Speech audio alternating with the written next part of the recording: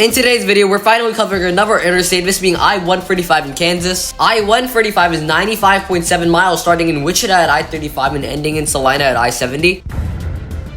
Here's where I-135 begins at I-35 side north for Wichita and Kansas City, and we are signed for South Wichita and Salina, but it should be signed for downtown Wichita as this is the fastest way to get there from here. At the beginning of I-135, we leave the Kansas Turnpike. Here, US 81 joins us and is concurred with us for the rest of the route, and we have a pull-through sign for Salina. Here we meet I-245 and it has no control city. Here we meet US 54 and 400 signed for Kellogg, and I-135 receives a through traffic sign. Here we meet I-235 again, and it once again has no control city, and we are still signed north for Salina. In Newton, we meet US 50 signed west for Hutchinson, and we are now signed for Salina and Emporia. Salina's for I-135 and Emporia is for US 50. When US 50 leaves us, it is signed east for Peabody and Emporia. On the mileage side, we have Heston in 5 miles, Kansas 260 and 11, and Salina as our primary in 54, but secondary here should be McPherson though. In McPherson, we meet US 56 and it is signed for McPherson and Marion. At interchanges, we are still signed north for Salina. At the last exit, we have no control city because we are about to meet I-70, but I think it should be signed Denver/Topeka/Kansas City here. And here is the end of I-135 and I-70 for Hays and Topeka, which should be Denver, Topeka/Kansas City.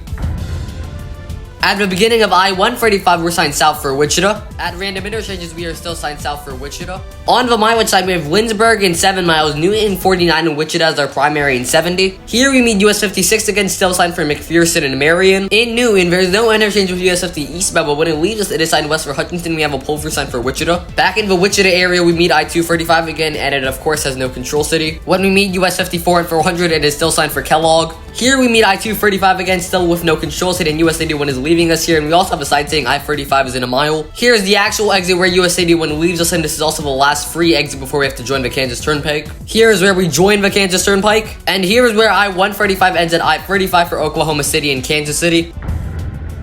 The control city should be for Northbound, Salina, and for Southbound, Wichita. If you enjoyed today's video, please subscribe. I have other videos on my channel where I cover more interstate highways, and I also cover US highways and state highways as well.